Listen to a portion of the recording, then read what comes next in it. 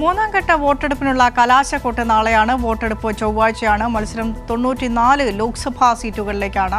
വിഷ്ണു തലവൂർ കൂടി ചേരുന്നുണ്ട് ദില്ലിയിൽ നിന്നും തത്സമയ വിശദാംശങ്ങളുമായി. വിഷ്ണു, മൂന്നാം ഘട്ട തെരഞ്ഞെടുപ്പിലേക്ക് കടക്കുമ്പോൾ NDAയ്ക്കായാലും കോൺഗ്രസിനായാലും വലിയ രീതിയിലുള്ള പ്രതീക്ഷകളും ആത്മവിശ്വാസവും ഒക്കെ ഉണ്ട് ഈ തെരഞ്ഞെടുപ്പിൽ.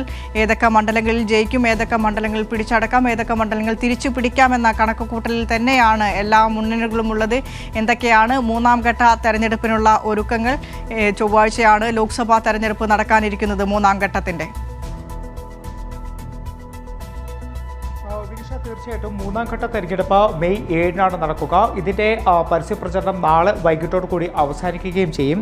മൂന്നാം ഘട്ടത്തിൽ 94 മണ്ഡലങ്ങളാണ് വിധിയെഴുതുന്നത്. അതിൽ ഏറ്റവും കൂടുതൽ മണ്ഡലങ്ങളുള്ളത് ഗുജറാത്തിലാണ്. ഗുജറാത്തിലെ 26 മണ്ഡലങ്ങളാണ് വോട്ടെടുപ്പ് നടക്കുന്നത്. പക്ഷേ അതിൽ 25 മണ്ഡലങ്ങളായിരിക്കും മെയ് 7-ന് വിധി എഴുതുക. കാരണം സൂരറ്റിൽ ഇതിനോടകം തന്നെ BJP ജയിച്ചിട്ടുണ്ട്. അവിടെ കോൺഗ്രസ് സ്ഥാനാർത്ഥിയായിട്ടുള്ള നിലേഷ് കുംഭാനി അദ്ദേഹത്തിൻ്റെ നാമനിർദ്ദേശ പത്രിക തള്ളിയതോടുകൂടിയാണ് BJPക്ക് സൂരറ്റിൽ ജയിക്കാൻ കഴിഞ്ഞത്. അപ്പോൾ ആ 26-ൽ 25 മണ്ഡലങ്ങൾ ഗുജറാത്തിൽ നിന്ന് വിധിയെഴുതും. പിന്നീടുള്ള മറ്റൊരു സംസ്ഥാനം കർണാടകയാണ്.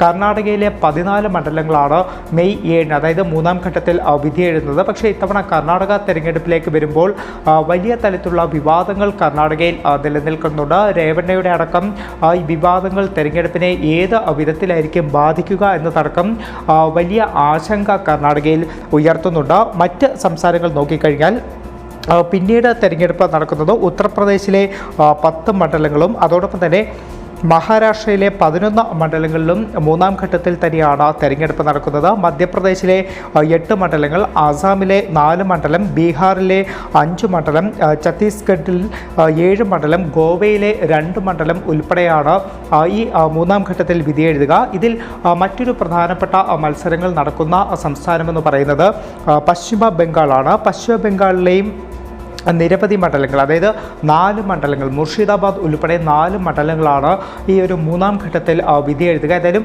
വലിയ തലത്തിലുള്ള ക്യാമ്പയിനുകളൊക്കെ തന്നെയാണ് ഈ സംസ്ഥാനങ്ങളിലൊക്കെ നടന്നത്. അതിൽ പ്രധാനമന്ത്രി നരേന്ദ്രമോദി ഗുജറാത്തിൽ ഉൾപ്പെടെ എല്ലാ സംസ്ഥാനങ്ങളിലും കൃത്യമായിട്ടൊരു വിദ്വേഷ പ്രസംഗങ്ങൾ അല്ലെങ്കിൽ പ്രചരണം തന്നെയാണ് നടത്തിയത്. അത് മുസ്ലിം വിരുദ്ധമായിട്ടുള്ള പ്രചരണം തന്നെയായിരുന്നു ഈ തെരഞ്ഞെടുപ്പ് നടക്കാനിരിക്കുന്ന സംസ്ഥാനങ്ങളിലൊക്കെ പ്രധാനമന്ത്രി നരേന്ദ്രമോദിയുടെ ഭാഗത്തുനിന്നും ഉണ്ടായത്. അതോടൊപ്പം മറ്റൊരു കാര്യമെന്ന് പറയുന്നത് ആദ്യ 2 ഘട്ടത്തിലും, അതായത് ഒന്നാം ഘട്ടത്തിലും രണ്ടാം ഘട്ടത്തിലും പോളിംഗ് ശതമാനം വലിയ തോതിൽ ഇടിഞ്ഞ സാഹചര്യമുണ്ടായിരുന്നു. ഒന്നാം ഘട്ടത്തിലും രണ്ടാം ഘട്ടത്തിലും ഏകദേശം 66% മാത്രമാണ് പോളിംഗ് രേഖപ്പെടുത്തിയത്.